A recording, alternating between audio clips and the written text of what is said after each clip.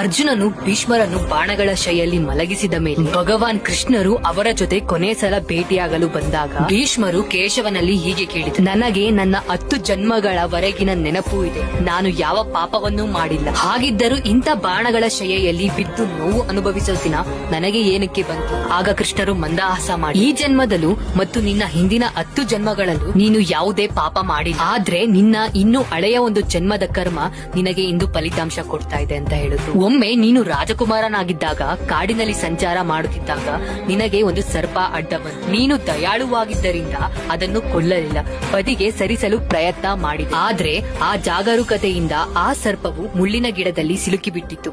ಅಷ್ಟು ಹೊರಬರಲು ಪ್ರಯತ್ನಿಸುತ್ತಾ ಇನ್ನೂ ಹೆಚ್ಚು ಸಿಲುಕುತ್ತಿತ್ತು. ಅದು ದಿನಗಟ್ಟಲೆ ಅಲ್ಲೇ ನೋವಿನಲ್ಲಿ ತೊಳಲಾಡುತ್ತಾ ಭಗವಂತನಿಗೆ ರೋಧಿಸುತ್ತಾ ಹೇಳಿತ್ತು, ಪ್ರಭು, ನನ್ನ ಮೇಲೆ ಇಂತಹ ತೊಂದರೆ ಮಾಡಿದವನು ಅವನಿಗೂ ಇದೇ ರೀತಿ ನೋವು ಕೊಡುವಂತ. ಆದ್ರೆ ಅದಾದ ಮೇಲೆ 10 ಜನ್ಮಗಳಲ್ಲೂ ನೀನು ಯಾವುದೇ ತಪ್ಪನ್ನು ಮಾಡಿಲ್ಲ. ಆದ್ದರಿಂದ ಆ ಕರ್ಮಕ್ಕೆ ಫಲ ಬಾರದಂತಾಗಿತ್ತು. ಆದ್ರೆ ದ್ರೌಪದಿಯ ಚೀರಹರಣ ಆಗುವಾಗ ನೀನು ಮೌನವಿದ್ದೆ. ನಿನ್ನ ಶಕ್ತಿ ಇದ್ದು, ನಿನ್ನ ಬುದ್ಧಿ ಇದ್ದು, ನಿನ್ನ ಧರ್ಮ ಇದ್ದರೂ ಅನ್ಯಾಯವನ್ನು ತಡೆಗಟ್ಟಲಿಲ್ಲ. ಅದೇ ಕ್ಷಣದಲ್ಲಿ ನೀನು ಆ ಪಾಪಕ್ಕೆ ಪಾತ್ರಪಟ್ಟೆ. ಅವತ್ತು ಆ ಸರ್ಪ ಮುಳ್ಳಿನಲ್ಲಿ ಸಿಲುಕಿದ ಹಾಗೆ ನೀನು ಈ ಬಾಣಗಳ ಶೈಯಲ್ಲಿ ಬಂಧಿತನಾಗಿ ನೋವು ಅನುಭವಿಸುತ್ತಿದ್ದೀಯ. ಕೃಷ್ಣ ಕೊನೆಗೆ ಹೀಗೆ ಹೇಳಿದರು, ಕರ್ಮ ಎಂದಿಗೂ ವ್ಯರ್ಥವಾಗುವುದಿಲ್ಲ. ಈ ಜನ್ಮದಲ್ಲೇ ಆಗಲಿ ಮುಂದಿನ ಜನ್ಮದಲ್ಲೇ ಆಗಲಿ ಒಮ್ಮೆ ಮಾಡಿದ ಕರ್ಮ